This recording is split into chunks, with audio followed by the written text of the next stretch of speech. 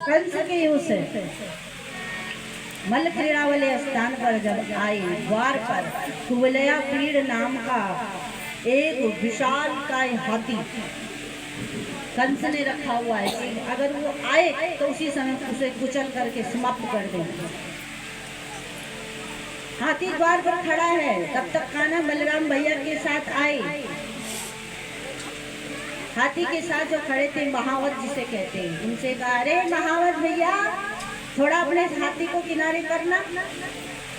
महावत ने नहीं सुना, जोर से कान्हा ने आवाज लगाई, महावत ओ महावत, ये हाथी को थोड़ा किनारे करो। लेकिन ये हाथी धीरे धीरे भगवान की ओर बढ़ने लगा। जैसे ही इसने भगवान को कुचलने के लिए अपना पैर आगे बढ़ाया, भगवान ने पकड़ा और एक ही प्रहार से कुवलया नाम पीड़ हाथी को समाप्त कर दिया। बोलिए भक्तवत्सल भगवान की। एक ही घूसे से समाप्त। और इसके थे बड़े बड़े दांत।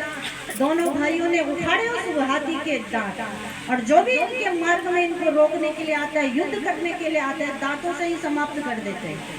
हाहाकार मच गया पूरे मंच में, पूरी सभा में।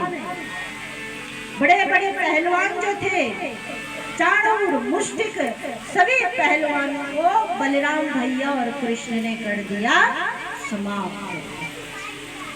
कंस ने जब देखा, ये तो दिखने में कोई साधारण वाला दिख रहा है, गाय चराने वाला, लेकिन इसमें इतना बल कहां से आया।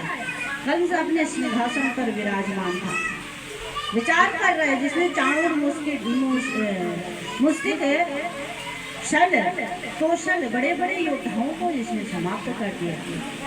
लगता है मेरा काल अब आ गया है।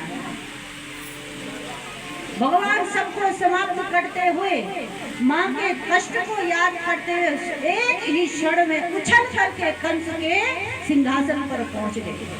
कंस ने जैसे ही देखा, भगवान के प्रवेश करते ही कंस के सर से मुकुट गिर गया।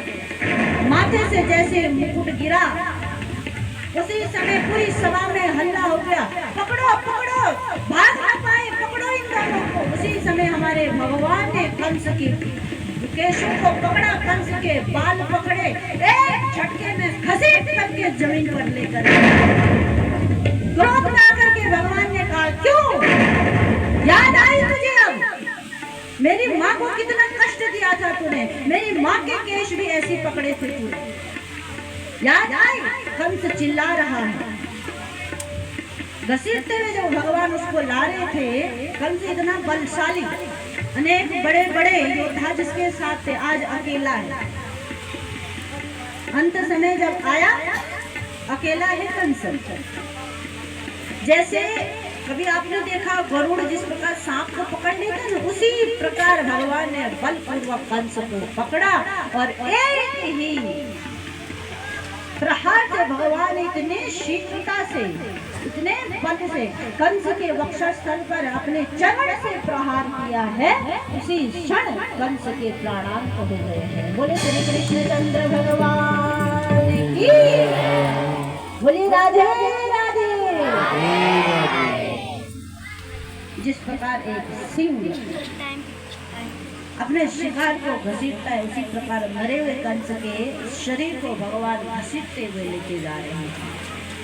कंस जब यहाँ समाप्त हो गया, भगवान सबसे पहले गए जिन माता पिता को, माँ देवकी वसुदेव को दुष्ट कंस ने कारागृह में बंदी बनाया हुआ था, सबसे पहले भगवान अपनी माँ से मिलने के लिए गए।